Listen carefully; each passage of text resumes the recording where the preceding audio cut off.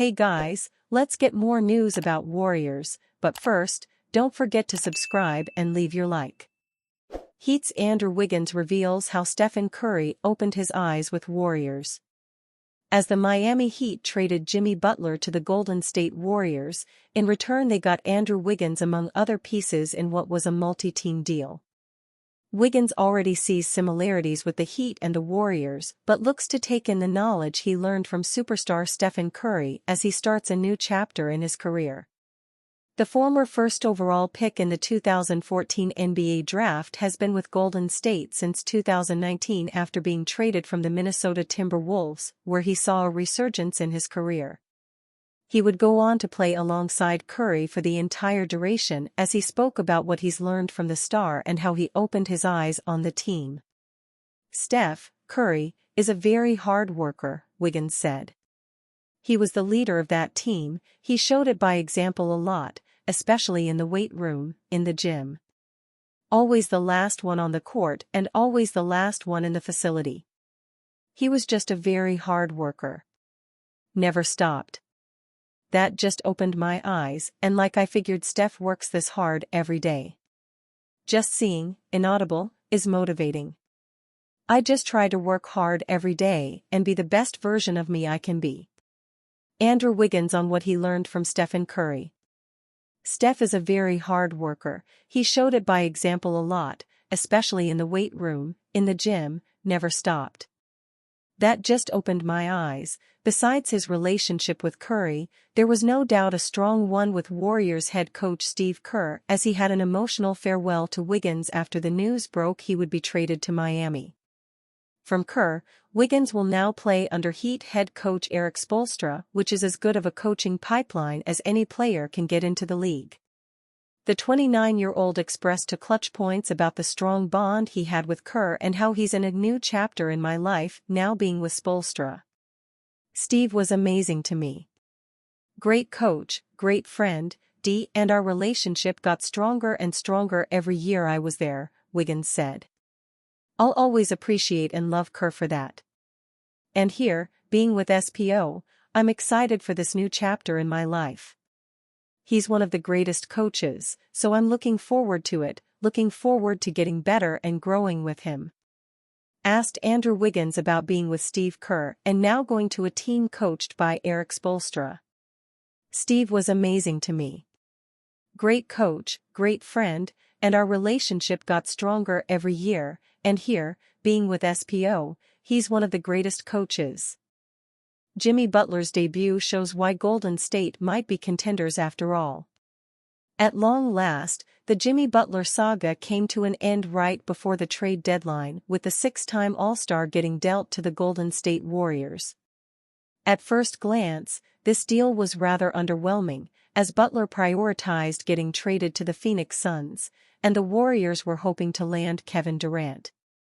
Neither side had this marriage as its first choice, but, out of sheer desperation from both sides, they made it happen. Butler even signed a massive 2-year extension to remain in Golden State immediately after getting traded. At the very least, Butler got himself paid and the Warriors got Stephen Curry some help, while not having to mortgage their future to get it.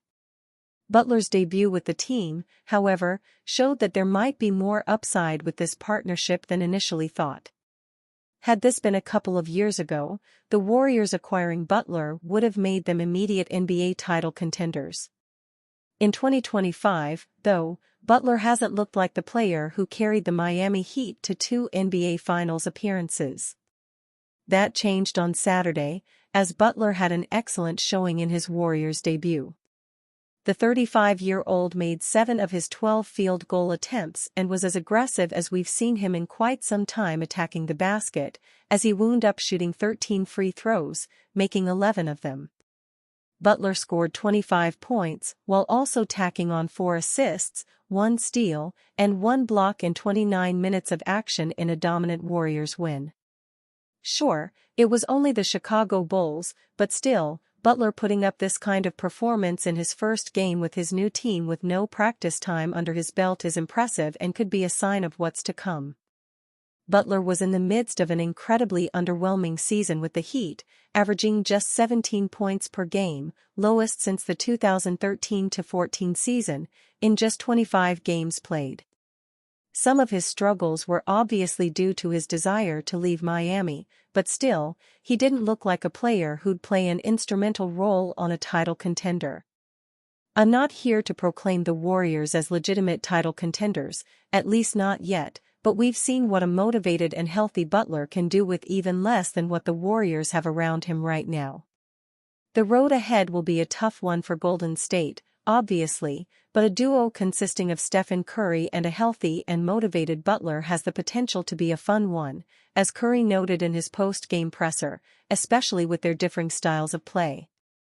With road tilts against quality opponents like the Milwaukee Bucks, Dallas Mavericks, and Houston Rockets next up, it'll be interesting to see just how well this group meshes. If Saturday's game was any indication, the Warriors could be on the upswing, and the Curry/Butler duo might have an outside chance of doing something special after all. Shaquille O'Neal follows one timeline approach, drafting Curry to his All-Star squad. Joe Lacob might have tried to get a mix of young players and veterans if he was drafting an All-Star team. Shaquille O'Neal leaned on veterans, legends, and gold medalists from Team USA when putting together Team Shaq. Shaq went old school as the members of TNT's inside the NBA each drafted a team of 8 All-Stars for next weekend's game at the Chase Center. After taking LeBron James of the Los Angeles Lakers with his first pick, O'Neal proceeded to reunite last summer's Olympic basketball team. Team Shaq has 5 players from that team: James, Steph Curry of the Golden State Warriors, Anthony Davis from the Lakers' Dallas Mavericks, Kevin Durant from the Phoenix Suns, and Steve Kerr favorite Jason Tatum.